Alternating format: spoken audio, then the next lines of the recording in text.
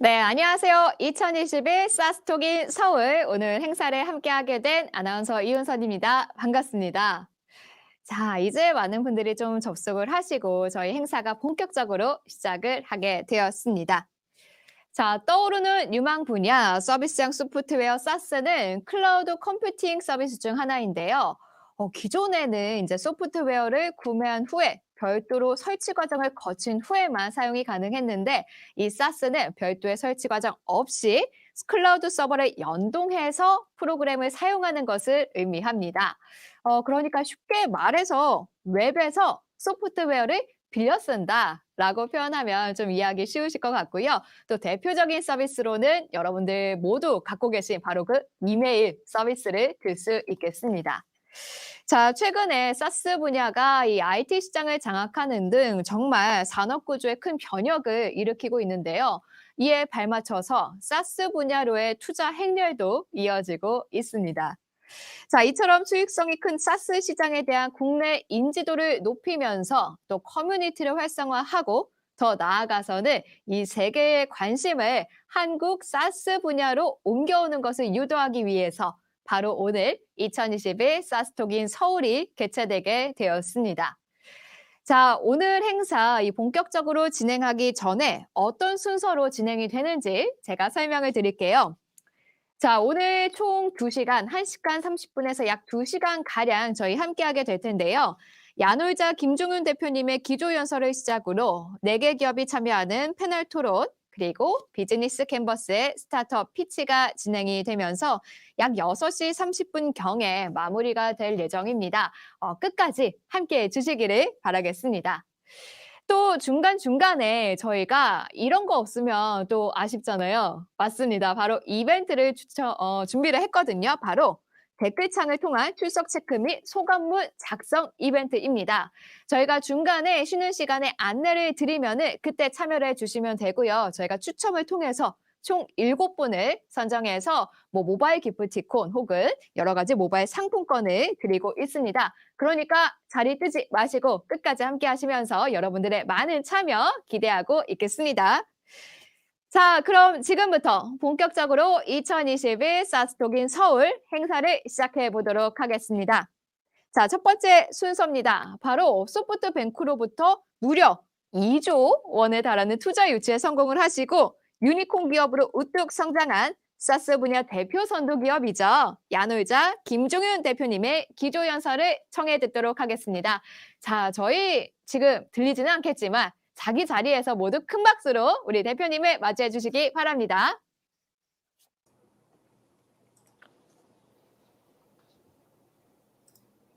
네, 안녕하십니까, 대표님. 예, 안녕하세요. 네, 준비하신 연설 시작 부탁드리겠습니다. 좋은 말씀 부탁드립니다. 예, 안녕하세요. 방금 소개받은 야놀자 김종민입니다. 우선 좋은 자리에 이렇게 기조연설자로 초청해 주셔서 감사드립니다.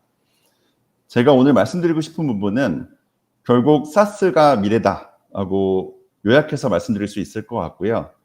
다만 더 좋은 서비스를 위해서, 비용을 아끼기 위해서, 새로운 피처를 위해서라는 좀 일반적인 얘기보다는 정말 미래이고 이 미래가 앞으로 펼쳐질 가능성이 높다라는 관점에서 뉴 노멀이라는 단어로 오늘의 말씀을 드리려고 합니다.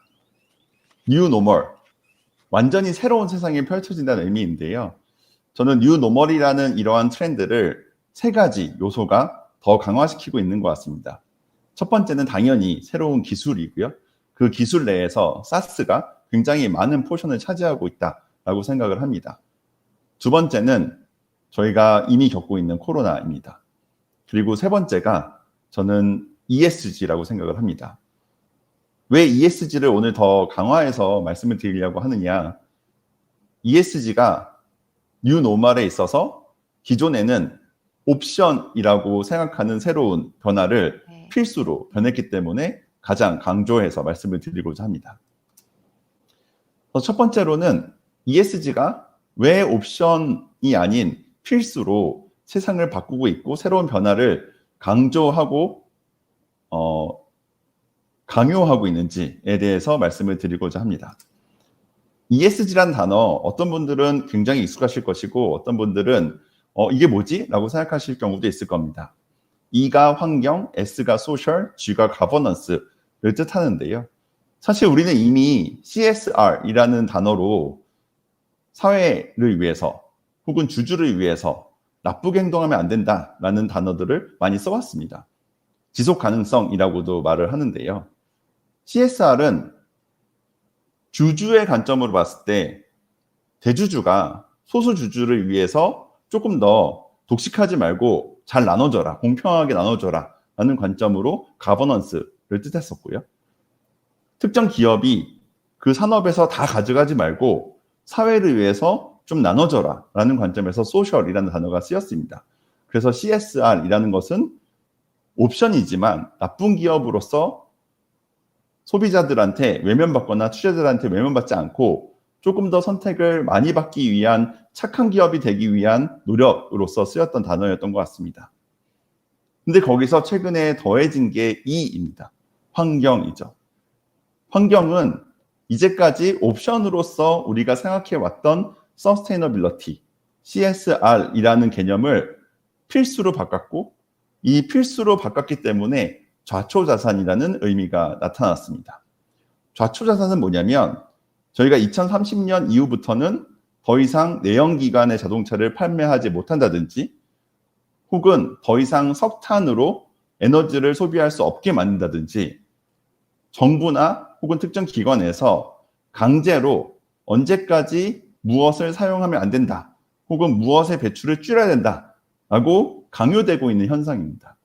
그렇게 되면 2030년 이후로는 내연기관을 만드는 자동차의 자산은 가치가 제로가 되겠죠. 더 이상 하나도 못 파니까요.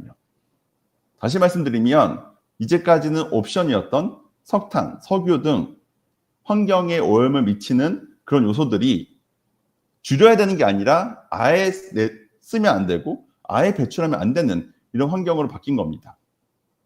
여행업으로 예를 들면 여행업은 전 세계에 이산화탄소 배출에서 8%를 차지합니다. 그럼 여행업은 자유로울까요?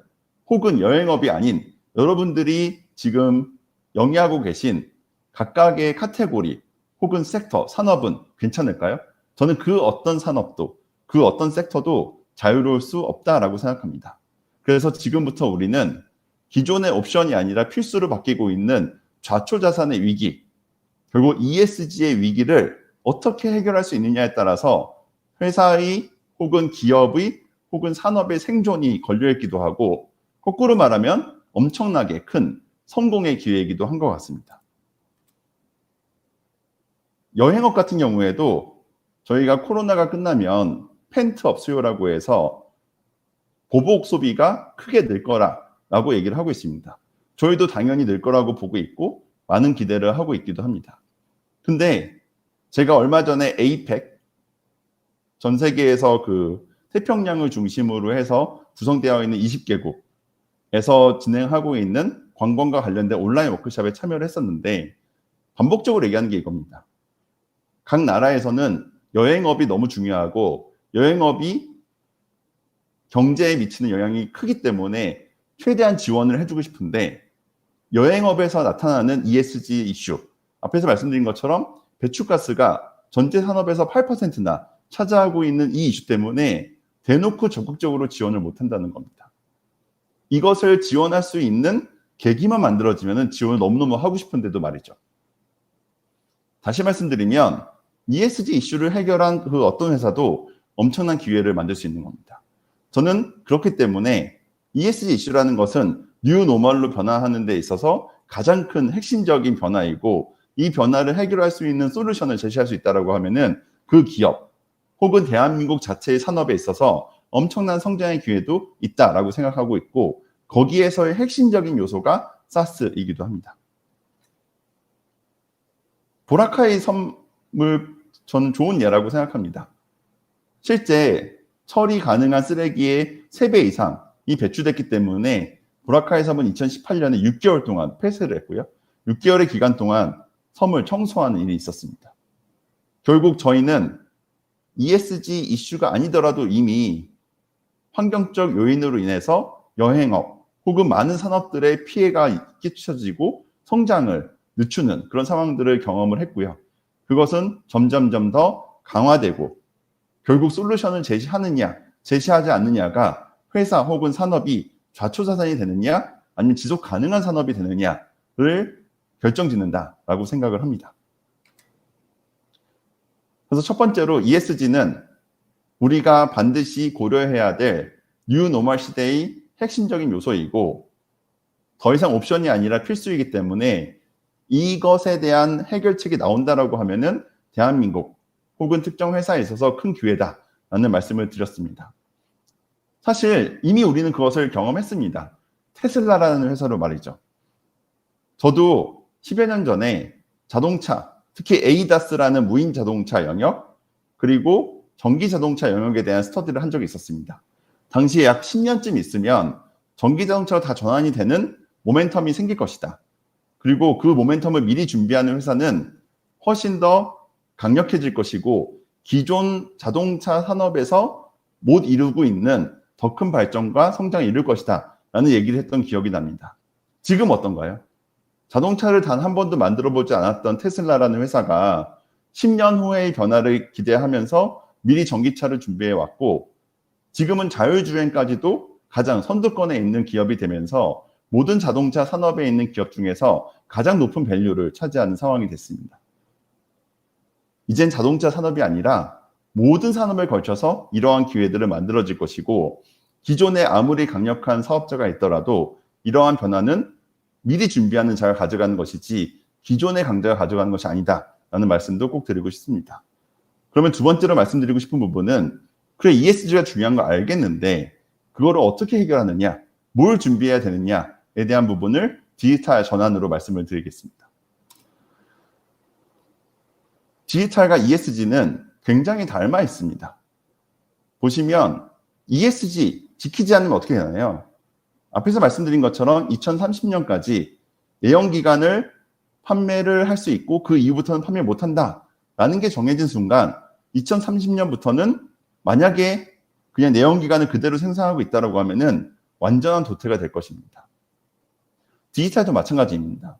큰 대기업조차도 디지털 전환을 못했기 때문에 위기다라는 게 연일 신문에서 나오고 있습니다. 결국 디지털 전환은 선택이 아니라 이뤄내지 못하면 완전한 도태가 된다라는 것은 이미 우리가 이커머스 산업 등등등 선도적으로 디지털화되고 있는 산업에서 느끼고 있을 것입니다. 당연히 변화의 속도도 엄청나게 빠릅니다. 요즘에 ESG는 너무 급격하기 때문에 모두가 당황할 수준인데요. 마찬가지로 디지털도 천천히 해도 돼 라고 생각하시는 분 아무도 없을 겁니다. 어떻게든 빠르게 변화하지 않으면은 완전한 도태가 될 수 있다는 위기감에 쌓여 있습니다. 대응 방식도 마찬가지입니다. 파괴적 혁신이 될 수밖에 없습니다. 완전한 도태와 급격한 변화, 이것을 하나의 단어로 만들면 파괴적 혁신일 것입니다. 디스럽티브 이노베이션을 저희는 이미 경험을 하고 있죠. ESG에서는 온실가스 배출을 좀 줄여라.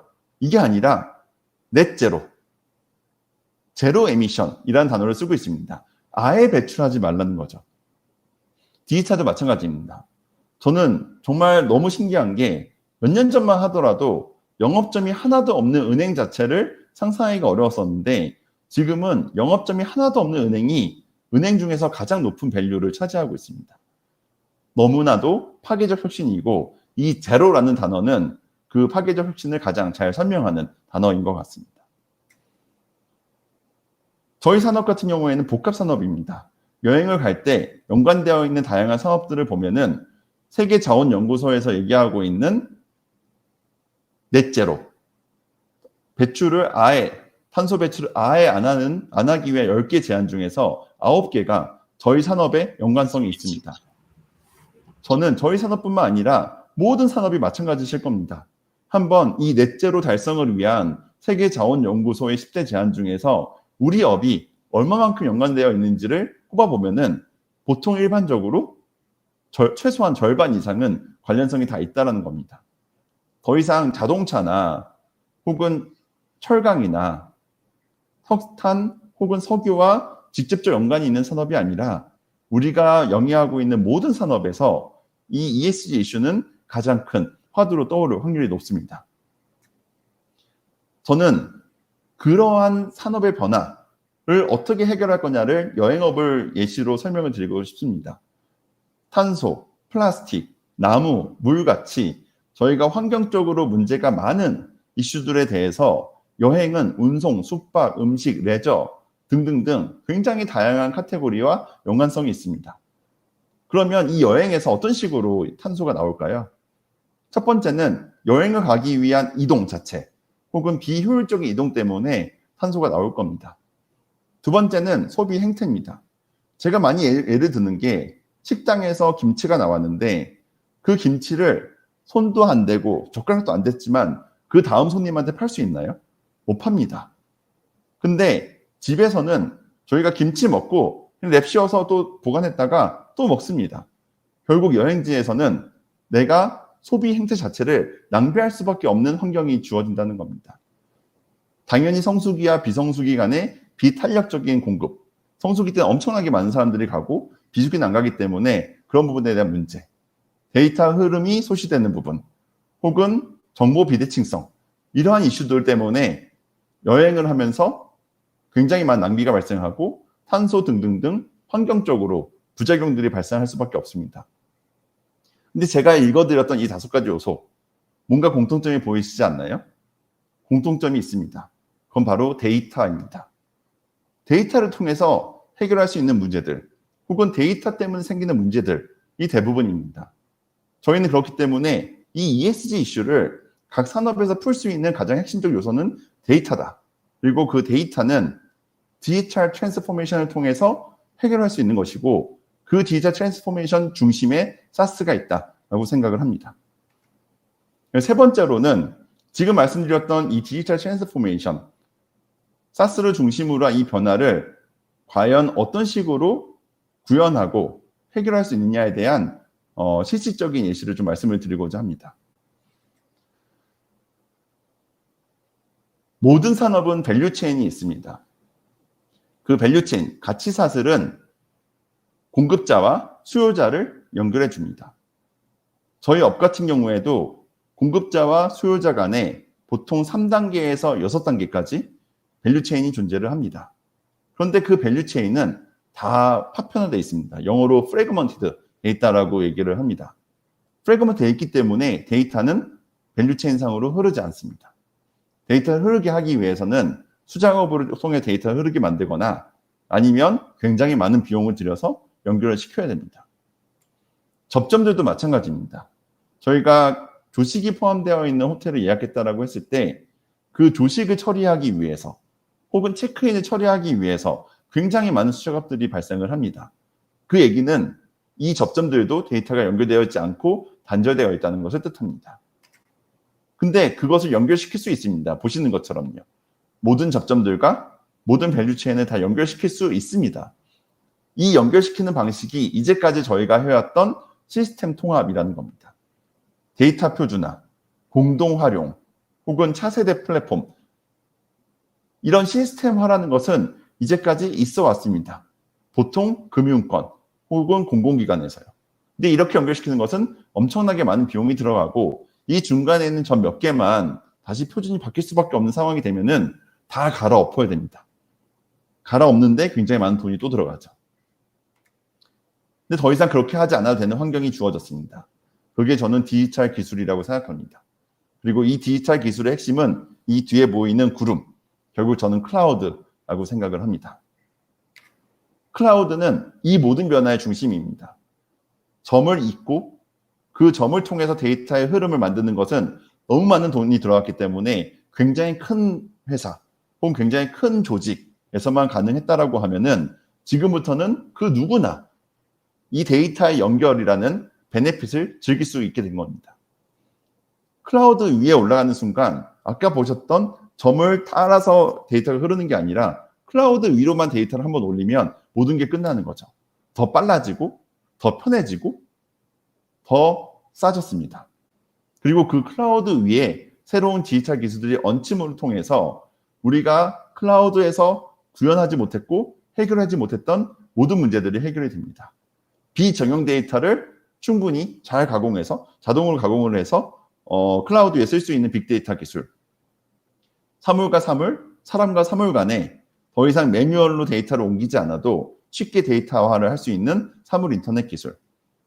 데이터가 많이 쌓였을 때 데이터 기반으로 해야 되는 액션들을 사람이 별도로 분석하지 않아도 기계가 스스로 학습해서 액션을 할 수 있는 머신러닝 기술. 그리고 개인화 정보의 이슈를 탈중앙화를 통해서 안전하게 만들어서 해커나 혹은 외부에서 데이터를 가져감을 통해서 우려되는 데이터 이슈, 시큐리티 이슈를 해결할 수 있는 블록체인 기술. 이 모든 기술들은 클라우드 위에서 구현됨을 통해서 이제까지는 하나하나 데이터를 쓰고 하나하나 기술을 쓸 때 들어가던 많은 큰 비용들을 엄청나게 아껴줄 수 있고 훨씬 더 안전하고 편하게 사용할 수 있게 됐습니다. 이게 바로 SaaS라고 생각을 합니다. 클라우드 위에서 내가 언제든지 쉽고 편하고 싸게 이제까지 누리지 못했던 데이터 연결 그리고 데이터 활용이라는 이러한 베네핏을 느낄 수 있게 만드는 것. 결국 이 SaaS라는 것은 세상을 바꾸고 더 이상 일부의 크고 돈 많은 기관만 이러한 베네핏을 누리는 게 아니라 우리 모두가 누릴 수 있는 환경이 된 것입니다. 저는 그게 결국 단순하게 누릴 수 있으니까 좋아가 아니라 큰 혜택으로 돌아오고 있습니다. 예를 들어서 데이터가 흐르는 걸 레벨 0라고 봤을 때 호텔로 예를 들면 레벨 1은 로비를 자동화시킬 수 있습니다. 레벨 2는 객실을 자동화시킬 수 있습니다. 레벨 3는 그걸 통해서 완전한 개인화가 가능합니다.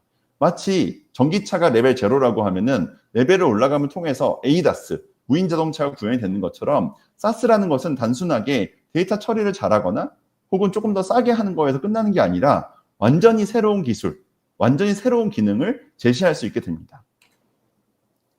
예를 들면 저희가 체크인, 로비에서 자동화는 DID라는 블록체인 기반의 기술을 통해서 안전하게 구현을 할 수 있습니다. 체크인 할 때 가장 문제가 개인정보인데 개인정보 이슈를 탈중앙화를 통해서 해결할 수 있는 거죠. 객실에서의 자동화도 마찬가지입니다.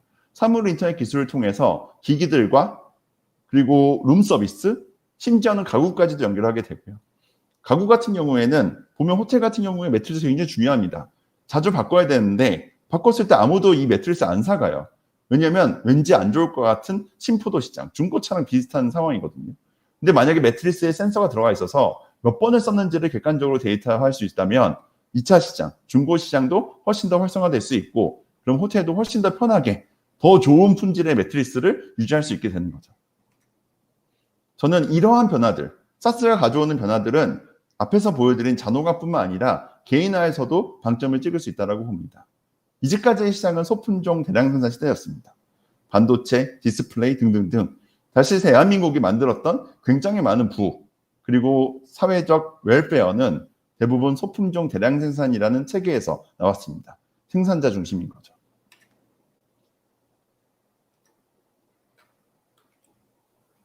근데 지금은 다품종 정량 생산으로 바뀌었습니다.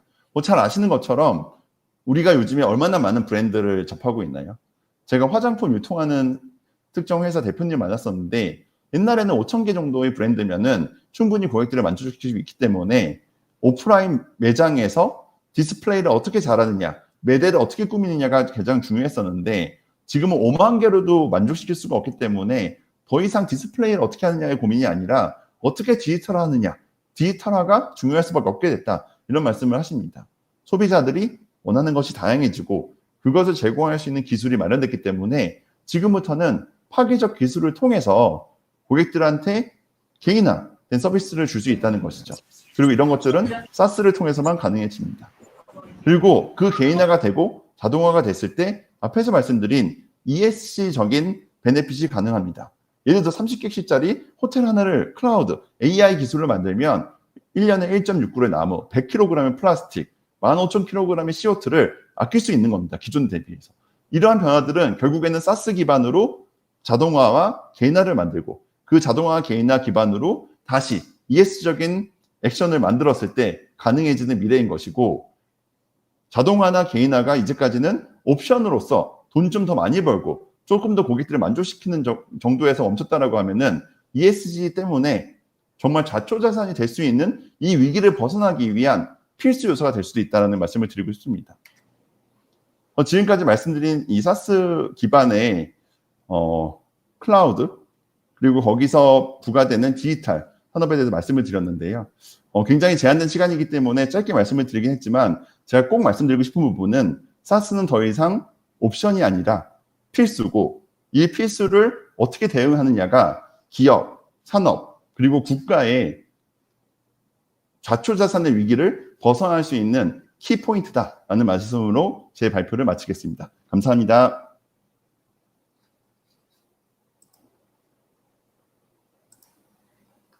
오늘 말씀 감사합니다. 자, 굉장히 좀 저는 처음에 과연 이 여행과 ESG가 어떻게 연결이 될 수 있을까? 정말 여행은 뭔가 오히려 쓰레기를 만들어내는 소비를 지향하는 그런 문화인데 어떻게 ESG랑 연결이 될 수 있을까 했는데 요거를 또 이렇게 데이터, 클라우드 서비스로 SaaS로 풀어내시는 걸 보고 정말 깨달은 또 새로운 깨달음을 얻을 수 있었습니다. 그동안 SaaS 하면 굉장히 추상적이다라는 생각이 있었는데 이번에 기조 연설을 통해서 이 SaaS가 무엇인지 구체적인 사례를 통해서 좀 더 잘 알 수 있는 유익한 시간이었던 것 같습니다. 네, 좋은 말씀 감사합니다, 대표님. 자, 그럼 다음 순서로 좀 진행을 해볼게요. 이번에는요, 각 기업의 패널 토론 시간입니다. 제가 앞서서 4분이 함께한다고 소개를 드렸었죠. 자, 패널 토론은 총 30분 동안 진행이 되고요. 사스 분야의 현황부터 글로벌 진출을 위한 방안까지 정말 스타트업들을 위한 실질적인 내용들이 많이 오갈 예정입니다. 자, 그럼 바로 패널 토론 함께해 주실 4분 제가 소개해 드릴게요. 먼저 기조연설 진행해 주신 야놀제 김종윤 대표님 그대로 참석해 주시고요. 또 글로벌 클라우드 서비스 점유율 1위 기업이죠. AWS의 이기혁 전무님. 워크플로우 관리를 위한 소프트웨어를 제공하며 굉장히 빠르게 성장 중입니다. 서비스나우의 김규하 지사장님. 마지막으로 모더레이터로서 토론을 진행해 주시 이커머스 최적화 마케팅 자동화 솔루션 기업이죠. 비긴의 홍승표 대표님이십니다. 큰 박수로 환영해 주시면 감사하겠습니다.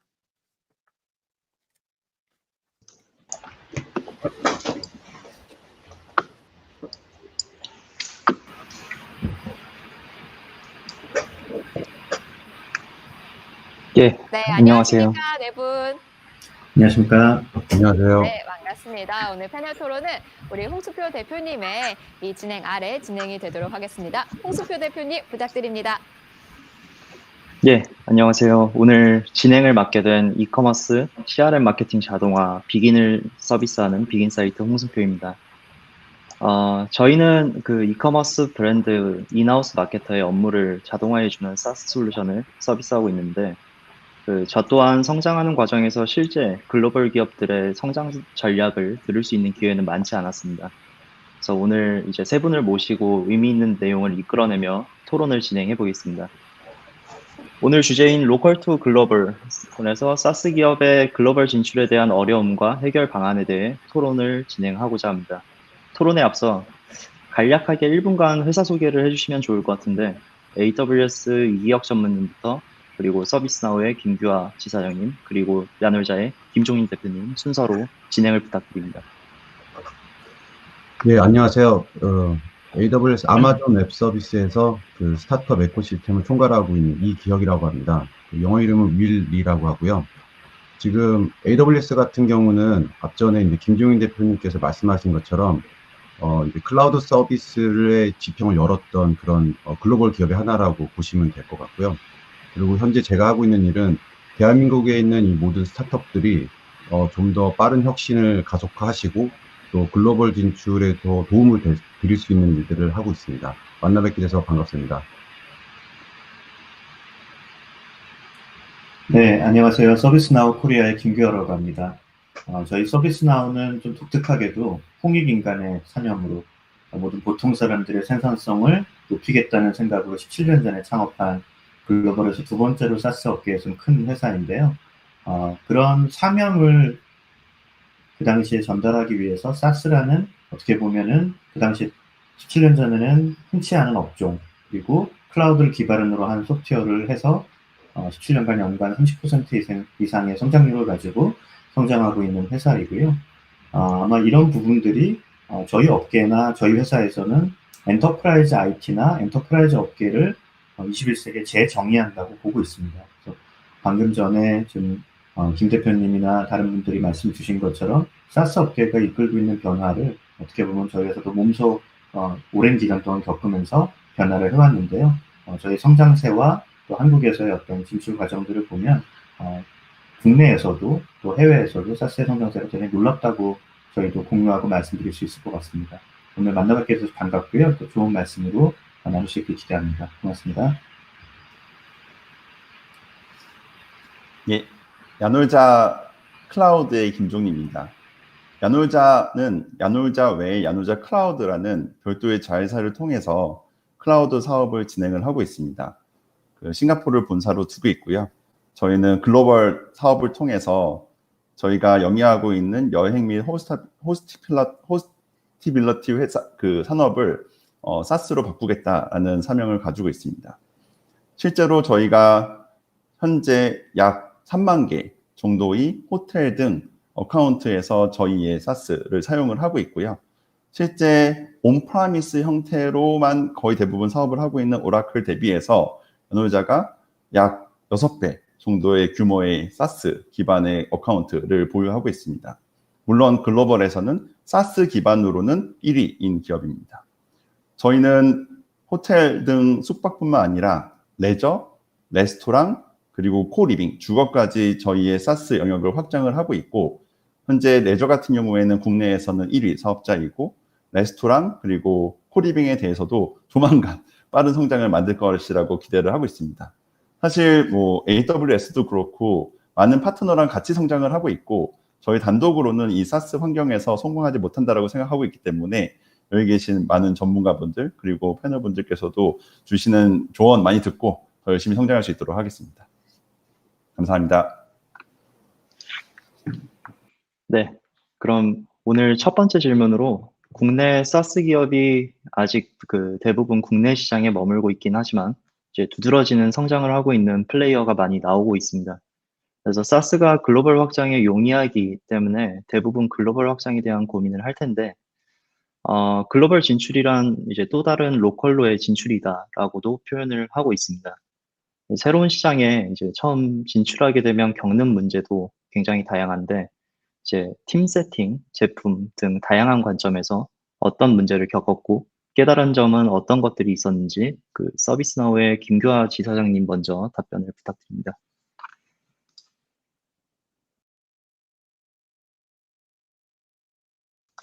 마이크가 오프셔서 마이크 켜주시면 될 것 같습니다. 네, 죄송합니다. 아마 지금 제가 하고 있는 거하고 조금의 차이는 있을 텐데요. 기존에 제가 가졌던 경험하고 비교해서 생각해서 말씀을 드린다면, 가장 기본적으로는 제품이라는 부분들보다도 영업 채널의 구축이라든지 또 마케팅 방법에 있어서의 차이를 쉽게 영어로는 캐치업이라고 하죠. 이렇게 따라잡지 못하는 부분들이 많이 있는 것 같아요. 그리고 그래서 이제 늘 당연히 데이터 기반으로, 데이터 드리븐으로 고객들에게 리칭아웃, 도달을 하고 또 사용법이나 고객을 팬으로 만드는 작업들을 했다고는 하지만, 사실 어지간한 미국에 있는 혹은 이제 선진 마켓에서 갖고 있는 회사들이 100명 미만의 회사들이 사용하고 있는 사스가 100개 이상이라고 하거든요. 심지어 그런 사스의 사용량을 관리하기 위해서 별도의 저희 같은 소프트웨어를 쓸 정도로 대단히 많은 도구가 어떻게 보면 스태킹업이 되어서 사용이 되고 있습니다. 근데 그랬을 때 고객이 가려운 점을 긁어주고 그들에게 정확하게 비즈니스 밸류를 설명할 수 있는 그런 길들의 어려움이 제일 큰 부분이 있는 것 같고요. 그 과정에서 어떻게 보면 전문적으로 사용되고 있는 에코시스템들이 있는데 그런 부분들을 좀 빠르게 캐치하는 부분도 필요한 것 같습니다. 여기서 말씀드린 전문적인 도구라는 것들이 여러 마케팅 기법들과 도구들이 있고요. 또 이런 비즈니스와 세일즈를 위한 어떤 퍼널 도구들과 고객한테 접근하는 도구들도 사실 상당히 많이 사스화가 되어 있습니다. 그래서 그런 도구들과 에코시스템들을 적절하게 활용하는 부분이 아무래도 해외에서 원래 사업하던 회사보다는 국내에서 처음 진출했을 때 어려움이 좀 있는 것 같고요. 팀 측면에서도 사실은 경험을 가진 사람들을 가지기가 어렵고 또 그분들에 대한 프로파일이나 리텐션, 즉 저희 회사, 특정한 회사의 솔루션에 익숙해지고 해외에서 지속적으로 영업을 하고 계획을 세우고 또 실행을 하는 과정에 있어서 그분들을 묶을 수 있는 그런 작업들도 사실은 다른 이미 진출한 회사들에 비해서는 조금 차이가 있을 것 같은데요. 저희가 다른 마케팅 회사에서 해외에 진출한 회사들 중에 하나는 이런 아이디어도 있으시더라고요. 지금 진출한 회사에, 국내 회사에 스톡 옵션을 주는 게 아니라 여기 이기혁 전문님 나와 계시는데 AWS 주식하고 야놀자 주식을 예를 들어서 상장된 주식을 사서 스톡 옵션을 주는 겁니다. 이 업계 전체가 발전한다는 뭐 서비스나우 주식도 될 수 있겠죠. 그래서 그런 아이디어를 어떻게 보면 파격적으로 내 돈으로 남의 회사 주식을 사서 스톡 옵션을 줄 정도로 그런 파격적인 리텐션 전략, 그리고 그분들이 지속적으로 회사의 성장과 함께 하려는 그런 부분들이 국내에서 어떻게 보면 한국식으로 사람들을 리텐션하고 조직을 운영하고 포지션을 잡던 부분들하고 많은 차이가 있으니 목도할 수 있는 것 같습니다. 네, 답변 감사합니다. 그 다음 AWS 이기혁 전무님께서 국내 사스 기업의 해외 진출 사례 또는 해외 사스 기업의 확장 사례들을 많이 지켜보셨을 것 같은데, 이제 국내와 해외 사스 기업의 세일즈 전략에 대해 어떤 차이를 보이고, 그리고 또 어떤 성장 전략이 잘 통했다라고 설명해 주실 그런 사례가 있으실까요? 정답을 뭐 간단한 문제는 아닌 것 같고요.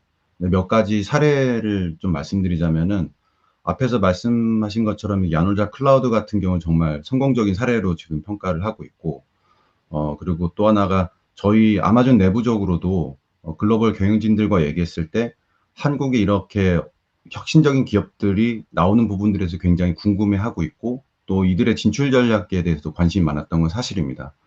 일단은 한국에서 있는 스타트업들 중에 저희 관점에서 봤을 때 이제 굉장히 뭐 잘하고 있다라고 할 수 있는 부분들은 셀 수 없이 굉장히 많은 것 같긴 하고요. 하지만 이제 현지에서, 그러니까 한국이 아닌 다른 나라에서 좀 잘하고 있다라고 하는 부분 말씀드리자면, 가령 이제 밸런스 히어로 같은 경우는 인도에서 핀테크 사업을 진행하고 있고, 그리고 뭐 잔디 소프트웨어 같은 경우도 한국뿐만 아니고 이제 그 일본이나 동남아시아 진출을 하시고 계신 걸로 알고 있습니다.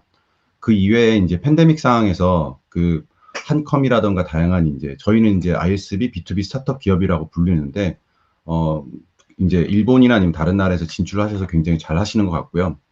그리고 해외에 있는 저희 해외에 있는 이제 사스 스타트업 기업, 사스 기업들이 한국에 진출 사례나 아니면 그들의 전략을 보았을 때는 뭐 거의 그 굉장히 뭐 다양한 전략들이 있긴 한데, 저희 이제 아마존 AWS 관점에서 본다고 한다면 크게 이제 어떤 거점 지역을 대상으로 한다고 한다면 그 거점 지역을 대상으로 해서 IT 기업 같은 경우는 크게 한 3가지의 축이 좀 필요합니다. 가령 그 국가를 담당할 수 있는 세일즈 조직이 필요하겠고요.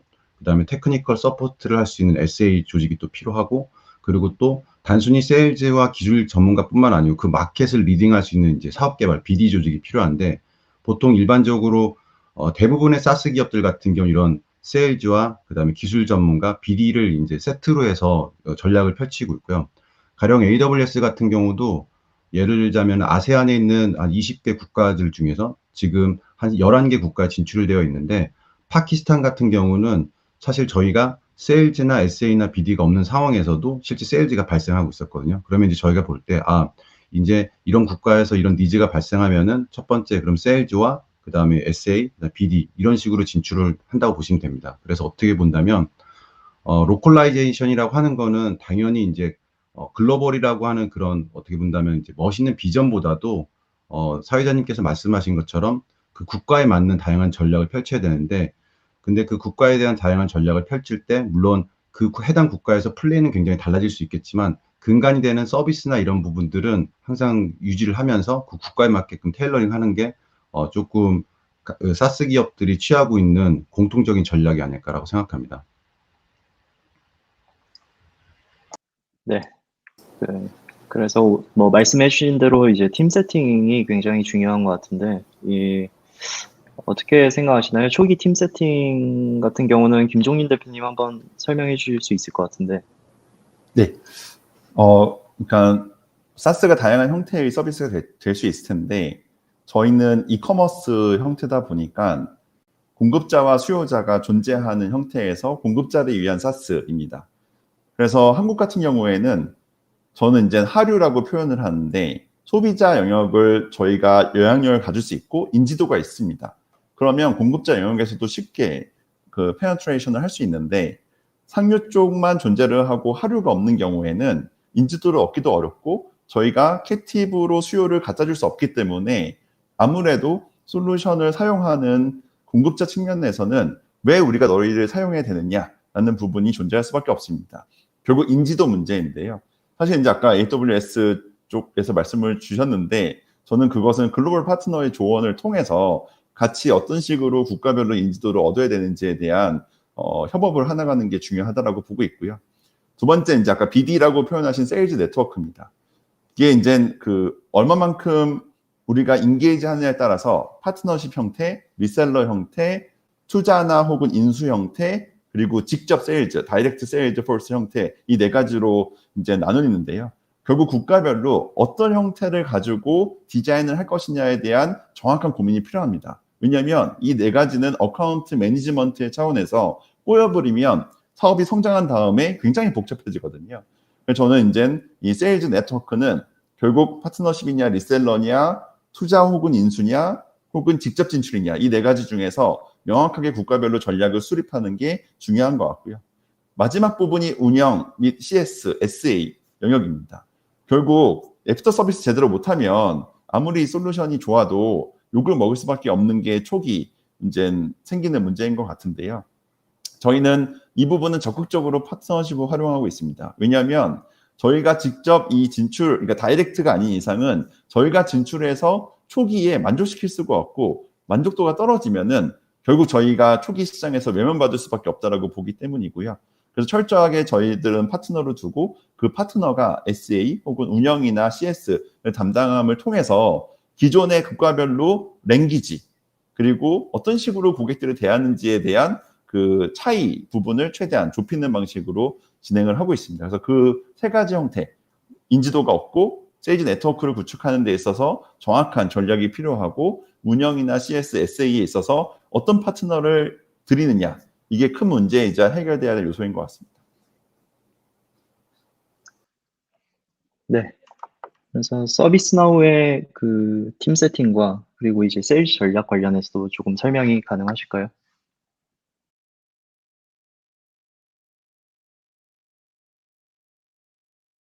마이크가 오프되어 있습니다. 네, 큰 주제인 것 같은데요. 몇 가지가 좀 나눠져 있는 것 같습니다. 팀 측면에서 저희 같은 경우는 이미 사실 빠르게 성장을 해왔기 때문에 현재는 15,000명의 직원을 갖고 있는데요. 그 이전에 시간을 좀 돌려서 보더라도 초기 단계에서부터 지금 다른 분들께서, 다른 리더님들께서 말씀 주신 것처럼 파트너 에코시스템을 중으로 하는 그런 조직의 중요성이 대단히 강조가 되었고요. 그리고 물론 이제 그 파트너가 세일즈하고 어떤 서비스를 제공하는 회사들도 있고요.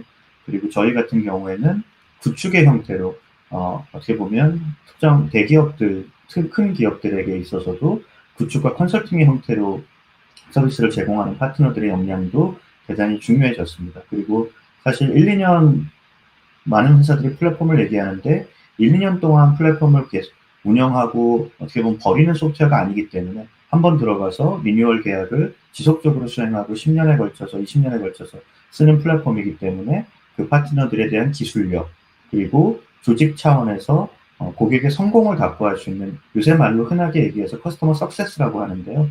기단 말씀 주신 이제 세일즈 조직 그리고 비즈니스를 디벨롭하는 조직 또 파트너 조직에서 여러 가지 고객에 대한 경험이나 또 구축이나 또 지속적인 어떤 케어를 챙기는 조직을 벗어나서 별도로 커스터머 석세스에 대한 그런 조직이 별도로 존재를 하게 되고요.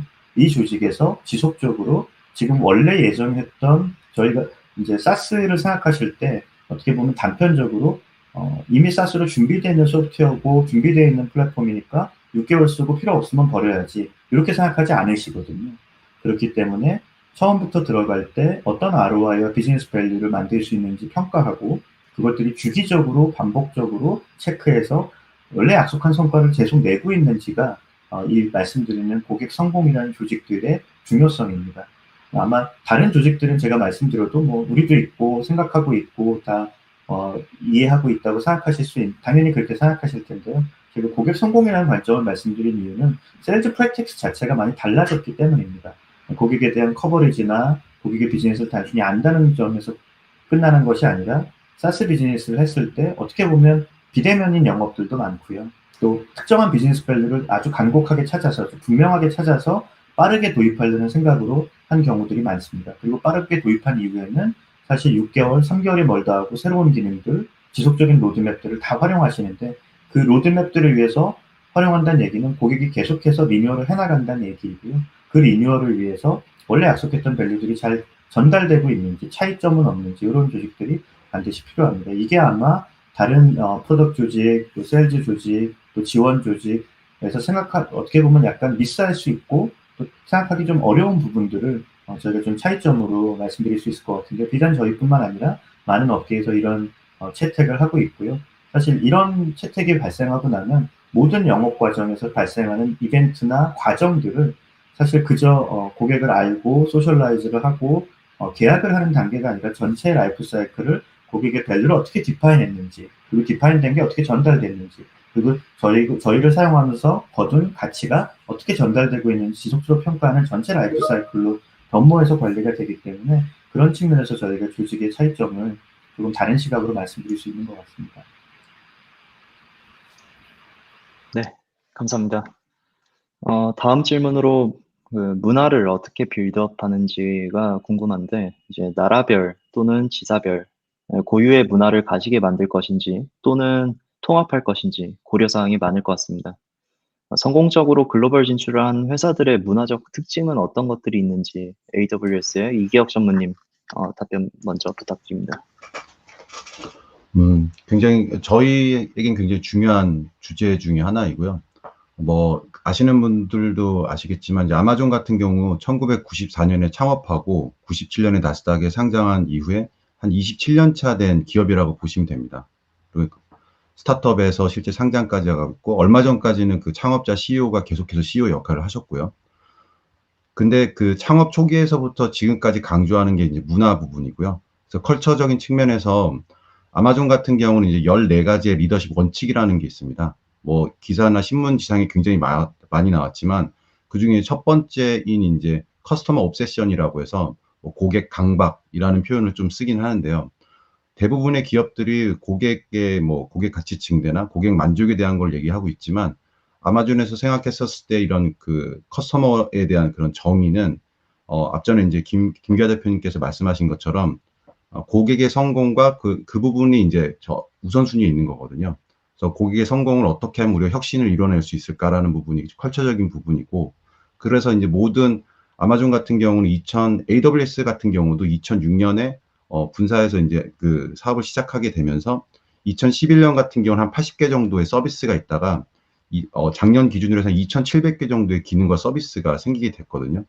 근데 엄청나게 많고 사실 어떻게 본다면 프로덕트 라인업이 한 2,000개 정도가 생겼다라고 보는 건데 이 2,000개 정도의 라인업이 과연 이게 저희가 다 아이디어를 해서 만들었느냐라고 하면 그건 아니고요.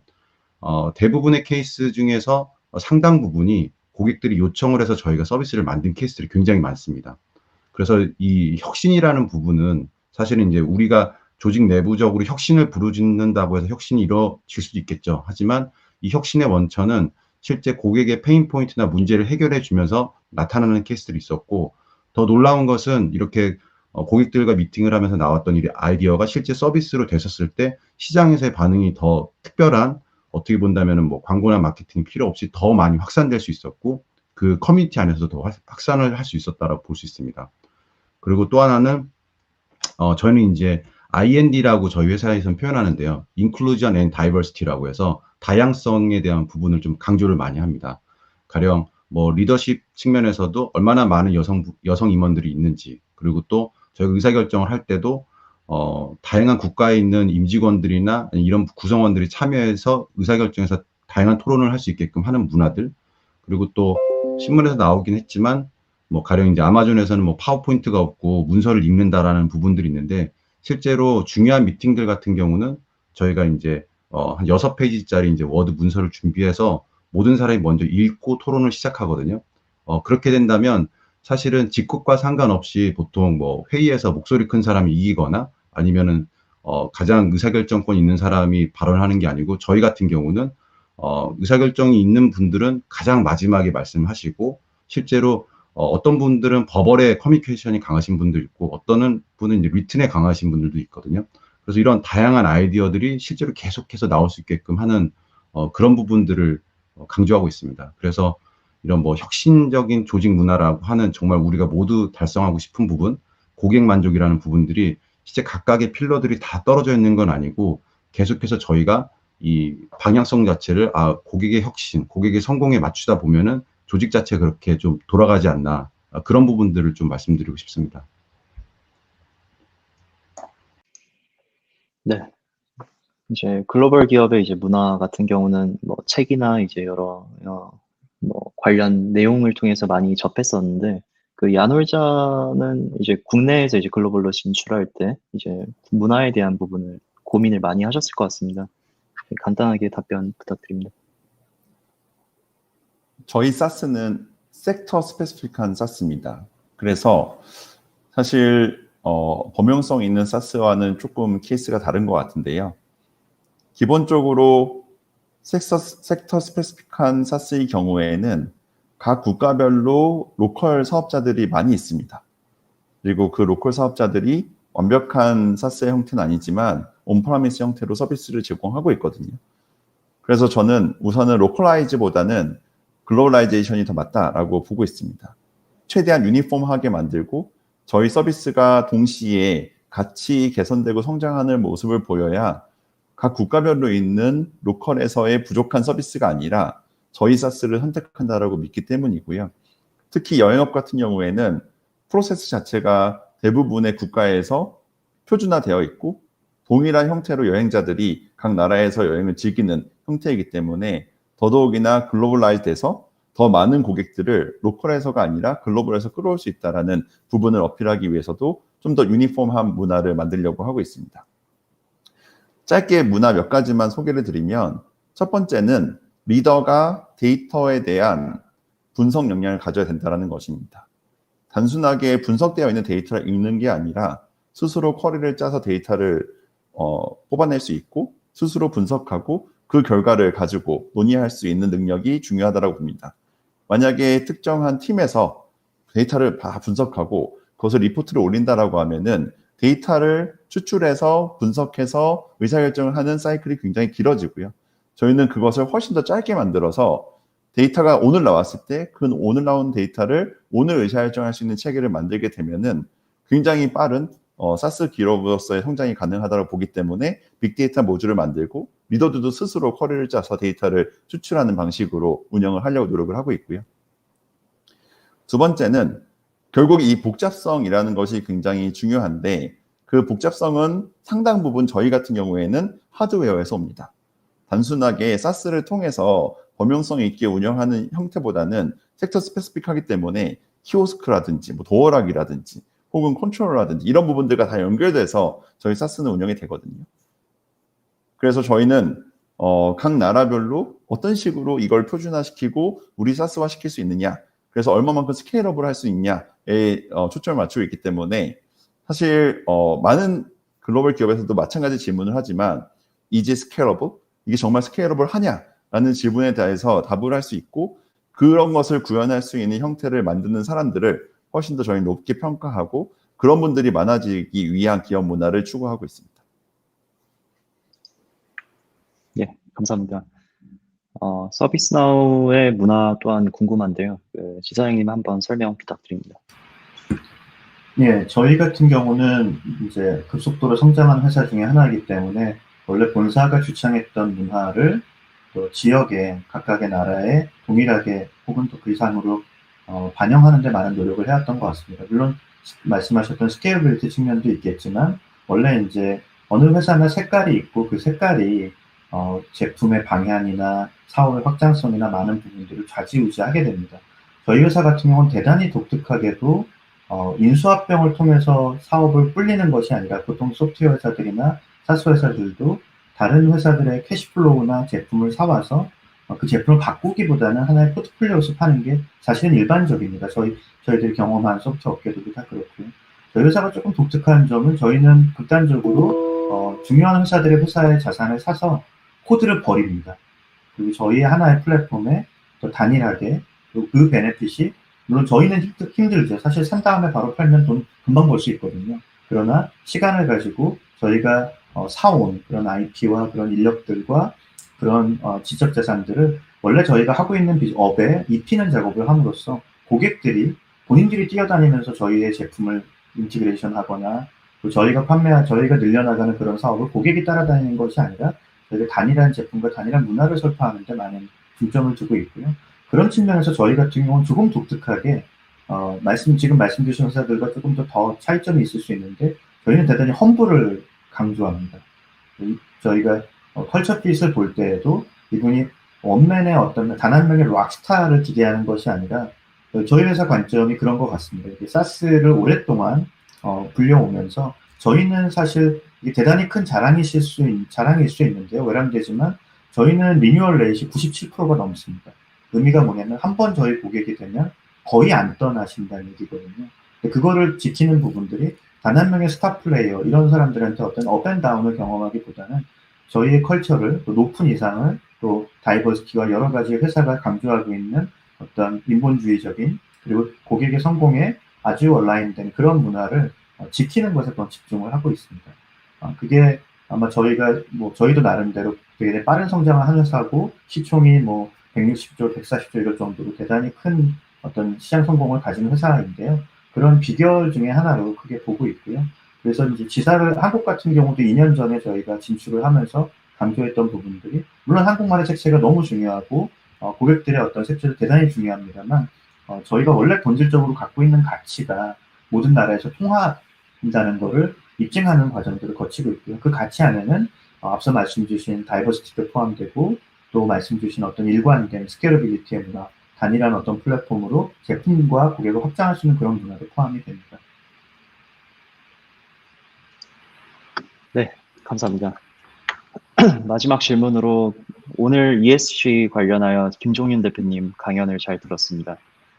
근데 이제 스타트업이 이제 해외 진출할 때 ESG를 고려해야 되는 시기는 언제라고 보시는지 이제 간단하게 답변 듣고 오늘 토론 마무리하겠습니다.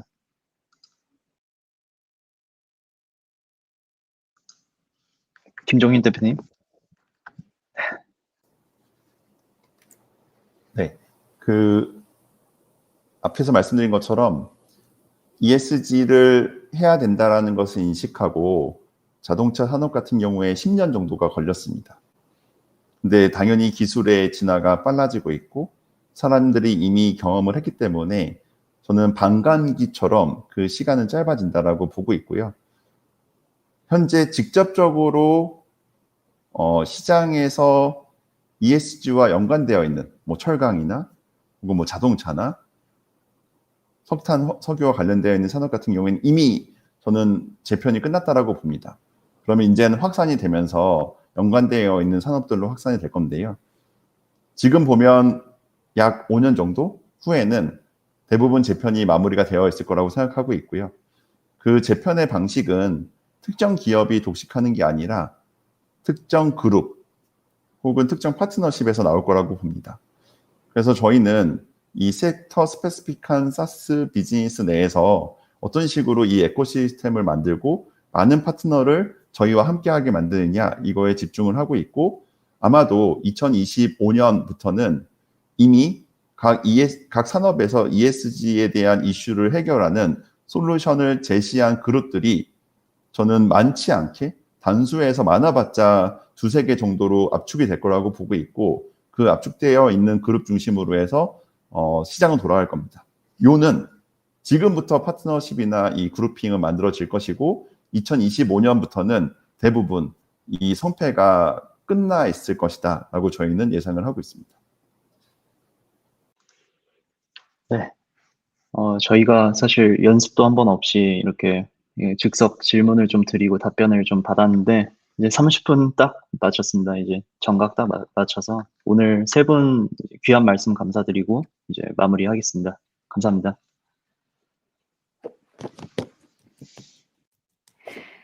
네, 함께 해주셔서 감사합니다. 오늘 사스 분야에 관해서 정말 의미 있는 대화를 나눴습니다. 그러니까 이론적이고 추상적인 이야기가 아니라 정말 실질적으로 필드에서 사업을 하시고 필드에서 일을 하시면서 느낀 그 인사이트를 저희가 이렇게 함께 공유받게 되어서 정말 기쁘고 유익한 시간이었던 것 같습니다. 저 역시 일단 스타트업을 최근에 이제 설립을 하고 신생 스타트업 대표인데 이렇게 대선배님들의 얘기를 듣다 보니까 참 많이 적을 점이 많아서 정말 빼곡하게 적으면서 많은 도움이 됐습니다. 저뿐만이 아니라 실제 유튜브 댓글을 봐도 제임스님은 평소에 뵙기 어려운데 배워서 좋아요. 프로그램 구성이 좋다면서 또 칭찬 남겨주셨고요. 잉어공주님도 오늘 강연 정말 좋았다. 정희재님은 사스에 대해 더 잘 알아갑니다. 라면서 좋은 반응들 계속해서 올려주고 계십니다. 맞습니다. 정말 한 자리에 모시기 힘든 이 네 분을 저희가 함께 모시면서 유익한 이야기를 들었는데요.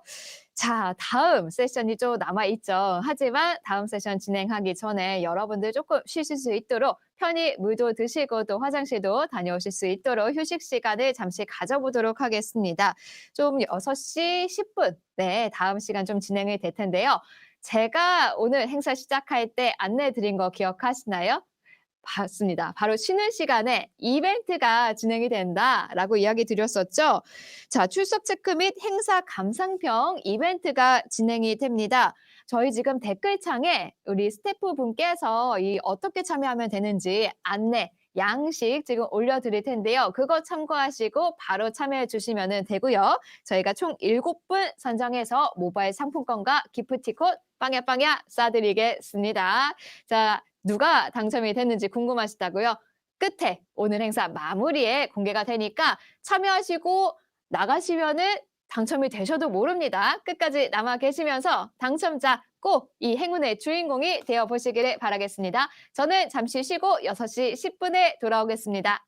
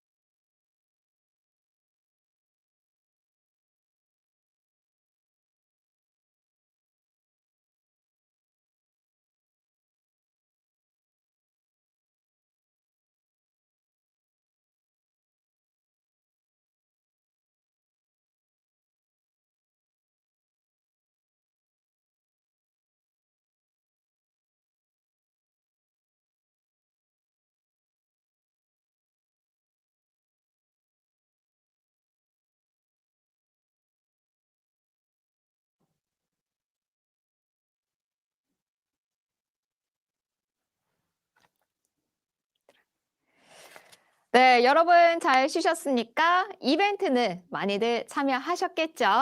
자, 이벤트 당첨자는요, 앞서 공지해드렸던 대로 스타트업 피치가 끝난 후 행사 마무리 단계에서 공개가 됩니다. 모바일 상품권, 기프티콘이 증정이 되니까 이 행운의 주인공 7분에 내가 들었을 수도 있습니다. 그러니까 꼭 끝까지 함께 해주시기를 바라겠습니다. 자, 이어서 다음 순서는요, 스타트업 피치 순서입니다. 총 10분 동안 진행이 되는데요. 5분 동안 피치를 진행하시고 5분 동안은 질의응답 시간으로 진행이 되겠습니다. 질의응답에는 앞서 토론에 참여해 주신 이 네 분에 함께 참여해 주시기로 하셨습니다. 자, 그럼 스타트업 피치를 진행해 주실 기업분 제가 또 소개를 해드려야겠죠. 최근에 굉장히 빠른 성장세를 보이면서 글로벌 기업으로의 성장이 기대가 되는 기업입니다. 지식 관리 기반 문서 사스 타입들을 개발하는 기업 비즈니스 캔버스의 김우진 대표님의 피치가 있겠습니다. 큰 박수로 맞아주시면 좋겠습니다. 네, 안녕하십니까 대표님. 네, 준비되시면은 바로 피치 시작해 주시면 되겠습니다.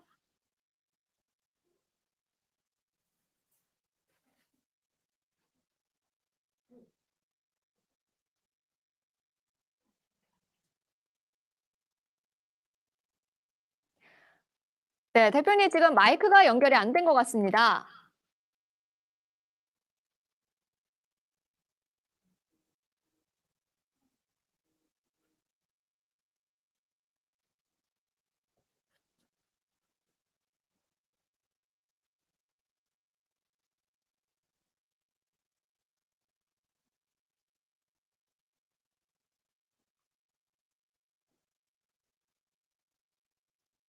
네, 잠시 아직 마이크가 연결이 되지 않은 것 같습니다. 자, 이렇게 비대면으로 행사가 열리게 되면은 늘상 한 번씩은 꼭 있는 일이죠. 저 역시도 하다 보면은 잘 됐는데 꼭 중요한 순간에 마이크가 잘 연결이 안 되고는 하더라고요. 자, 김우진 대표님, 침착하게 다시 한번 연결을 해 보시면은 좋겠습니다. 자, 지금 유튜브에 200분이 넘게 굉장히 많은 분들이 참여해 주시면서 이 사스톡인 서울의 열기를 증명하고 있습니다. 자, 오늘 굉장히 유익한 내용이 계속 나오면서 사실 행사가 막바지로 향해 가는 것이 너무나 안타깝고 아쉬울 따름인데요.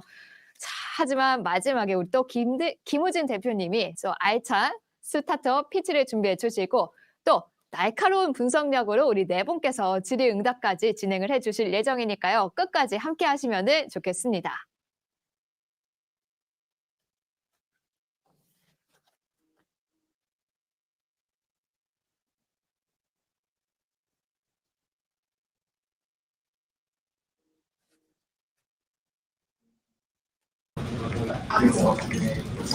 네, 이제 들리는 것 같습니다. 들리세요? 네. 네, 들립니다. 네, 다행이네요. 네. 잠시만요. 저희 팀원분들한테, 네, 저희 사무실에서 팀원분들 열심히 지금 토론하고 있어서 잠시만 좀 양해를. 네, 알겠습니다.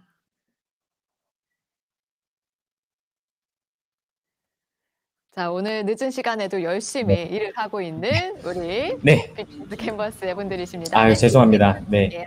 네, 지금 화면 공유 이제 드리겠습니다. 아유, 네. 네, 안녕하세요. 네, 지금 이제 화면 잘 보이시죠? 네, 잘 보입니다. 네. 네, 저희는 강력한 지식 관리로 문서 업무 효율을 200% 향상시킬 수 있는 타입드라는 사스를 개발 중인 비즈니스 캔버스의 김우진입니다. 저희는 이제 작년 7월 창업해서 1년 3개월 차로 현재 23명의 팀원으로 구성이 되어 있는데요. 최근에 미래에셋 벤처 투자를 비롯해서 저희 6개의 투자사로부터 23억 원의 투자를 유치하였고, 최근 또 한 번의 이제 후속 투자를 지금 현재 진행하고 있는데요. 저희 제품은 올해 2월 달에 이제 CBT 클로즈 베타 테스트를 출시해서 소프트웨어계에서 이제 글로벌 빌보드 차트라고도 불리는 프로컨트에서 굉장히 빠르게 이 오늘의 제품으로 선정이 되어서 당시 20개국에서 처음으로 이제 글로벌 프레전스를 갖게 되었습니다. 그리고 그 이후에는 이제 B2C 개인 사용자뿐만 아니라 B2B SMB 시장, 최근에는 약간 엔터프라이즈 시장까지 저희가 빠르게 이 확장을 하고 있는데요. 과연 어떤 솔루션이냐? 저희가 해결하고자 하는 문제는 문서 업무에서의 분산이라는 키워드로 요약드릴 수 있어요. 참고 자료, 산출물, 협업의 분산으로 인한 널리지 사일로 문제인데요. 잘 아시는 바와 같이 코비드로 인해서 디지털 트랜스포메이션의 중요성은 점차 심화되고 있는데요. 저희가 풀고자 하는 문서 작업의 변화를 보면 다양한 내외부 자료를 검색, 수집, 조회하면서 실시간 협업을 통해 정보를 종합하고 이는 다시 전사적인 지식화가 되어야 되는 사이클을 가지고 있습니다. 근데 과연 40년 전 인터넷이 없던 시절 만들어진 워드 프로세스의 인터페이스, 그리고 디렉토리 구조의 폴더 시스템, 데이터 드리븐한 오늘날의 환경에 가장 최선의 방법일까요? 예를 들면 하나의 보고서 작성할 때도 아마 수많은 다양한 포맷의 자료를 활용하시잖아요. 이때 활용한 자료는 대부분 휘발이 됩니다. 이상적으로는 비슷한 컨텍스트의 자료와 그런 산출물을 팀원들이 작성하거나 참고한 자료들을 200% 능동적으로 활용하면 참 좋은데 오늘날의 마이크로사스 시대에는 다양한 툴로 자료를 작성하고 교환을 하기 때문에 이런 자료들이 수많은 채널에 분산돼서 정작 문서 작성할 땐 내가 필요한 자료를 찾기에는 더더욱 어려워졌는데요.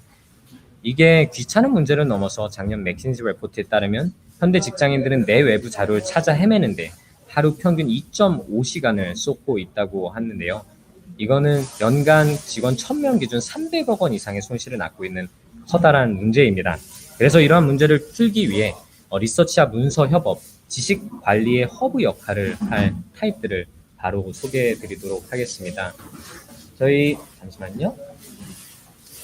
저희 실제 타입들은 9월 초에 이제 액세스를 오픈해서 지금 바로 타입.bg에서 써보실 수 있는데요. 저희가 최근에 투자 유치 중이기 때문에 실제 화면을 조금 보여드리고자 합니다. 저희는 쉽게 저희 기존에 낭비되던 공간에 드래그 앤 드롭이나 저희가 자체 개발한 웹 익스텐션을 통해서 이 기존의 와이드 모니터에서는 문서 작업 영역 이외의 공간이 낭비되고 있지 않았습니까? 포맷을 막론하고 바로 클릭 한 번으로 이렇게 문서 작성과 자료 조회가 동시에 가능하고요. 거의 모든 참고 자료의 포맷을 별도 프로그램 없이 바로 조회를 하실 수가 있다고 보면 됩니다. 그리고 뿐만 아니라 저희가 자체 개발한 웹 익스텐션을 통해서 폴더 관리를 할 필요가 없이 내가 작업하고자 하는 문서에 바로 이렇게 수집이 가능한데요. 저희는 쓰면 쓸수록 강력해지는 세컨드 브레인이라고도 말씀을 많이 드리는데요. 그 이유는 이렇게 타입들을 자연스럽게 산출물뿐만 아니라 자료까지 축적이 되기 때문에 예전에 내가 작업했던 문서, 그때 활용했던 자료를 바로 이렇게 드래그 앤 드롭을 통해서 지금 현재 작업 중인 비즈니스 플랜이라는 문서에 넣으면은 백링크라는 게 생성이 됩니다. 제가 오늘 시연을 위해서 프로토타입으로 지금 진행 중인데 실제 제품에서 조금 보여드리면 어떠한 자료가 어떤 문서에서 쓰였는지 누르면은 바로 이 자료는 이 문서에 쓰였구나. 그러면은 이 문서는 어떤 다른 자료들을 참고했을까라고 확인을 하시고 싶으시면 바로 이렇게 누르면 마치 파도 타기 하듯이 연관성 있는 자료들을 아주 효율적으로 활용을 하실 수가 있는데요. 이걸 폴더 구조에서 하시려고 했다면 아마 저 브랜치, 저 폴더 왔다 갔다 많이 하셨을 것 같아요. 근데 이제 뿐만 아니라 100장짜리 PDF에서 저희가 모든 자료를 이 문서에서 필요로 하지 않지 않습니까? 그렇기 때문에 저희는 이렇게 리드 모드도 제공할 뿐만 아니라 하이라이트를 통해서 내가 필요로 하는 정보를 이렇게 수집을 하면은 이 하이라이트라는 섹션이 생겨서 여기서 바로 하이라이트 정보를 조회할 수 있을 뿐만 아니라 문서 내 바로 활용까지 가능한데요. 저희가 궁극적으로 만들고자 하는 이러한 지식 네트워크의 시각화인데요. 지금 어떤 문서를 작성할 때 주변 참고 자료들이 저희 시스템, 놀리지 매니지먼트 시스템 상에서는 이런 식으로 링크가 걸리고 다른 문서를 작업할 때도 이런 링크가 똑같은 동일한 자료를 수집하면 링크가 걸리면서 궁극적으로는 모든 사내의 개인의 정보들의 관계성이 자연스러운 사용자 행동으로 정의가 됩니다. 그래서 뿐만 아니라 이게 줌아웃해서 보면 지금 사내의 팀별로 지식의 흐름 또한 확인할 수가 있는데요.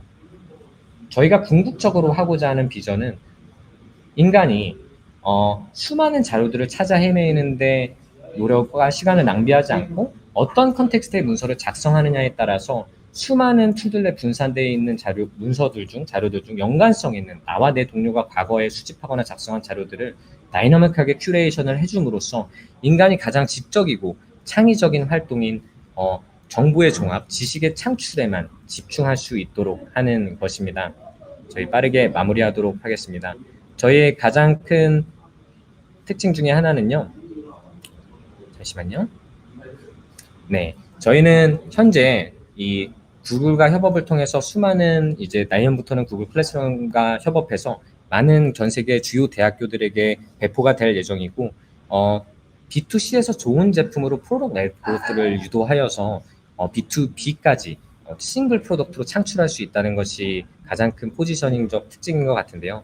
특히나 기존의 에디터를 저희는 그대로 사용하실 수 있기 때문에 저희는 지식 관리를 하는 니시 에어리어를 하는 버티컬 사스거든요. 그렇기 때문에 쉽게 사용하시면서 자연스럽게 자료가 수집됨에 따라서 락인을 일으킬 수 있는 포지션을 갖고 있습니다.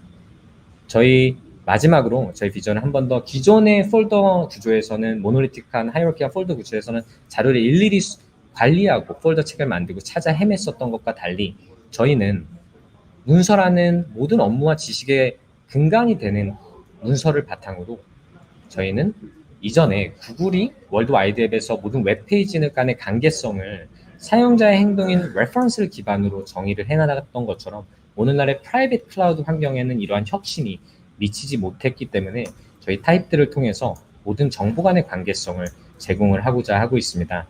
저희 사스는 아시겠지만 기획부터 개발까지 소위 말해 날 기획, 날 개발이 필요하기 때문에 굉장히 오랜 시간이 소요되는데요. 보통 베타까지 2, 3년이 소요되고 있습니다. 그러나 저희는 창업 7개월 만에 CBT를 내놨을 뿐만 아니라 GTM까지, 구글과의 파트너십까지 이뤄낼 정도로 아주 빠르게 성장을 하고 있는 스타트업인데요.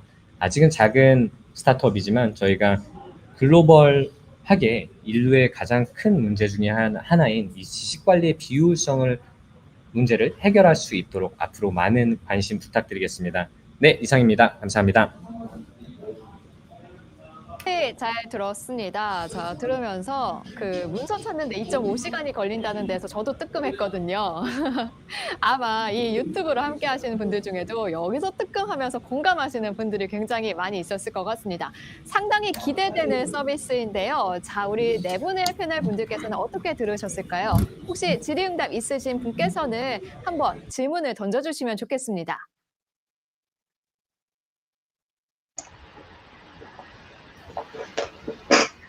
안녕하세요. 예, 제가 먼저 질문 드리겠습니다. 인상 깊게 PT를 잘 들었고요.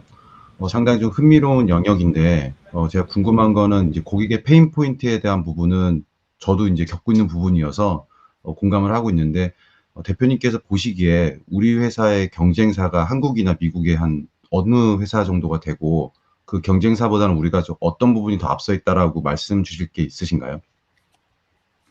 네, 아마 가장 대표적으로 떠오르실 수 있는 서비스가 에버노트인데요. 스마트폰이 보급되면서 퍼스트 무버로서 굉장히 많이 확산이 되지 않았습니까? 네, 에버노트의 저희랑 가장 큰 차이점은 저희는 사용자가 가장 익숙한 여러 가지 마이크로사스 시대의 문서 에디터들을 그대로 활용하실 수 있게 한다는 것이 차별점이라고 보는데요. 즉, 저희는 지식관리라는 싱글 소스 출수에만 집중을 하고 문서 에디터는 그대로 사용자가 원하시는 대로 사용하실 수 있게 하는 것이 포지션에 있어서 가장 큰 차이점이지 않을까 생각을 하고 있습니다.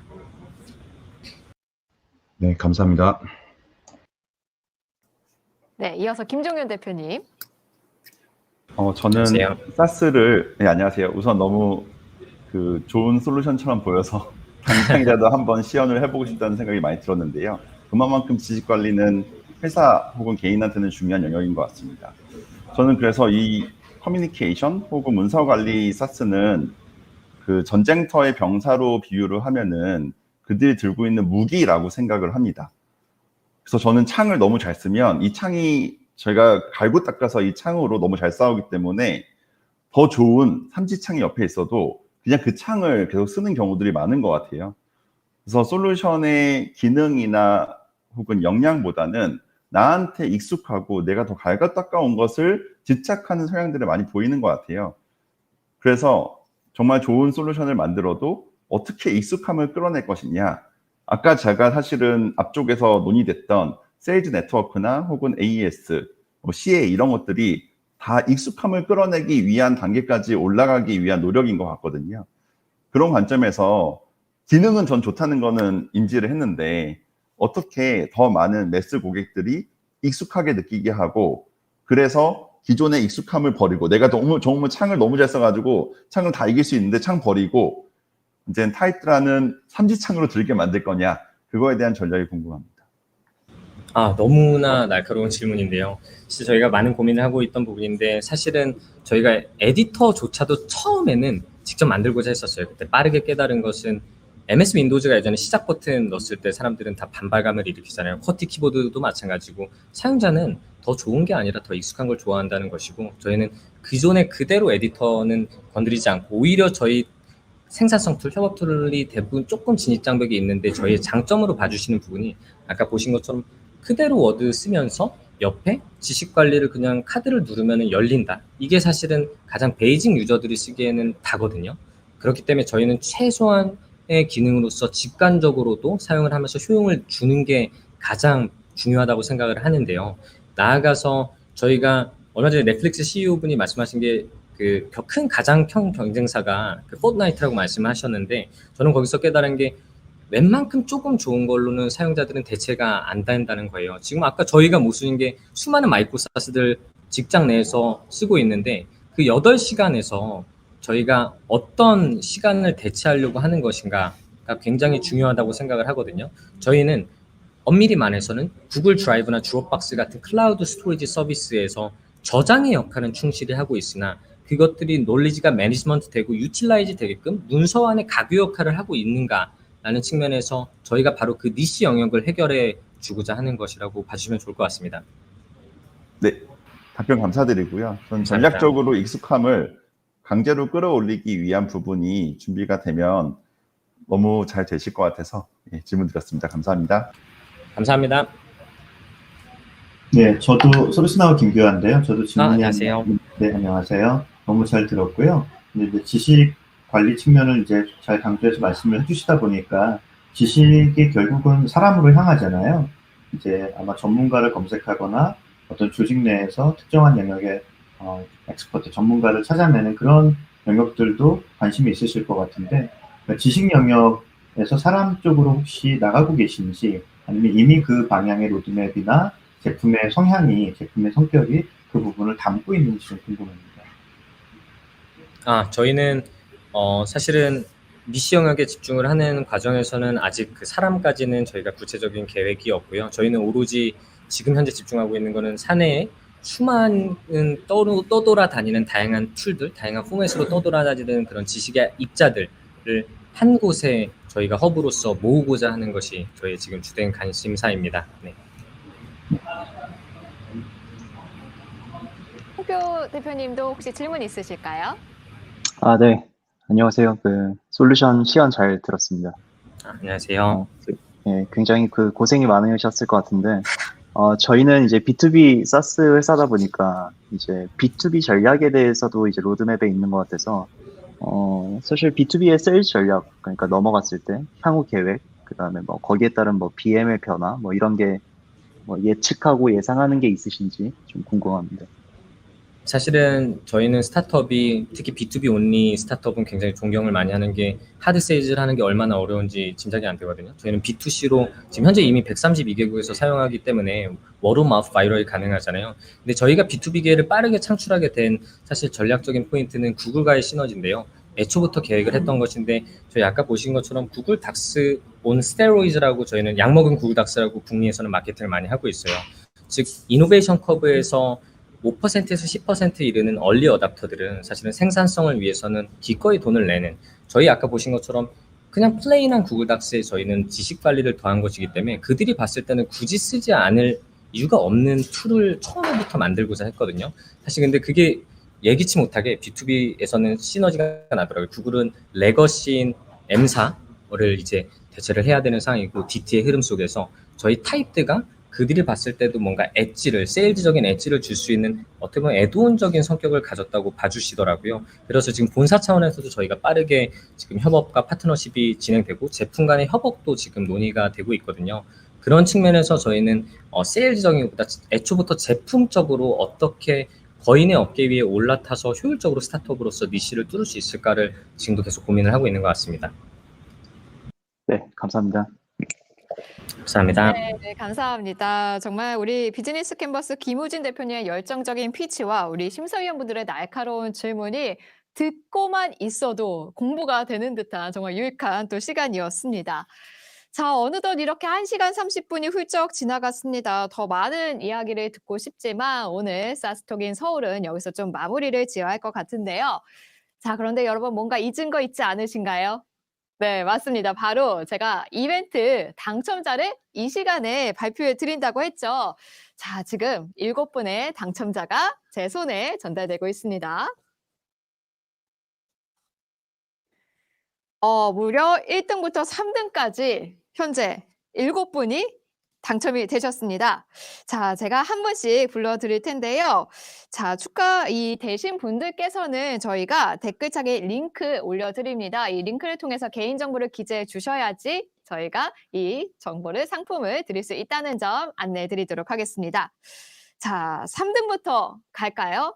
혹시 이게 금액의 차이가 있을까요, 매니저님? 금액의 차이가 있다고 합니다. 저도 자세한 금액은 전달받지 못했는데요. 우선 3등부터 발표해 드리겠습니다. 3등은 4분이 당첨되셨습니다. 자, 첫 번째 당첨자 상등 각성 스피치님, 이상걸님, 지민유님, 에이드리안 파커님 축하드립니다. 네, 댓글창에 개인정보 꼭 남겨주세요. 링크 통해서. 자, 2등입니다. 아마도 금액이 또 올라갔겠죠? 2등은 한 분이고 1등은 두 분이네요. 조금 독특한 구조로 추첨이 됐습니다. 자, 2등은요. 황세연입니다. 축하드립니다. 자, 대망의 1등 행운의 주인공은 과연 어떤 분이 되실까요? 네. 네. 1등, 2등, 3등 상품권이 이렇게 되어 있다고 합니다. 네, 3등 4분은 커피 기프티콘을 받게 되고요. 2등 한 분은 치킨을 받게 됩니다. 야, 1등이 좋네요, 여러분. 1등은 상품권 3만 원입니다. 와우, 좋습니다. 자, 1등 3만 원의 주인공 두 분입니다. 두두두두두두두두두. 신민재님과 최보균님 축하드립니다. 자, 오늘 이렇게 7분 저희가 추첨을 했는데요. 당첨되신 분들 다시 한번 축하드리고요. 댓글창에 올라올 링크를 통해서 개인정보를 꼭 남겨주셔야지 저희가 보내드릴 수 있다는 점, 남겨주시지 않으면은 저희가 여러분들께 보내드릴 방법이 없습니다. 꼭 남겨주시기를 바라겠습니다. 자, 어떻게 1시간 반 동안 좀 유익한 시간이 되셨을까 모르겠습니다. 이 사스톡은요, 15개 국가에서 진행이 되는 현존하는 사스 분야 행사 중에 가장 큰 행사입니다. 그중에서도 오늘은 바로 대한민국에서 열리는 사스톡인 서울로 여러분을 찾아뵀는데요. 자, 오늘 저희와 함께한 이 시간이 사스 분야 기업 간의 소통을 좀 더 원활하고 긴밀하게 하는 계기가 되었으면 좋겠습니다. 자, 그리고 앞으로 있을 사스톡 행사와 또 사스 분야의 모든 스타트업에게 여러분들 많은 관심 부탁드리고요. 유튜브로 에어미트로 함께 해주신 모든 분들 감사 인사드리면서 오늘 좋은 내용 전해주신 김종윤 대표님, 이기혁 전무님, 김규하 지사장님, 홍숙표 대표님, 그리고 마지막에 김우진 대표님까지 다시 한번 감사의 마음 전달해 드리도록 하겠습니다. 자, 내년에도 사스톡인 서울 여러분들과 함께 만나뵐 수 있기를 바라면서 내년에는 기왕이면 코로나가 종식이 되어서 현장에서 만나뵈면 더욱 좋지 않을까 싶네요. 지금까지 아나운서 이윤선이었고요. 다음에 또 만나뵐 수 있기를 기대하겠습니다. 감사합니다. 안녕히 가세요.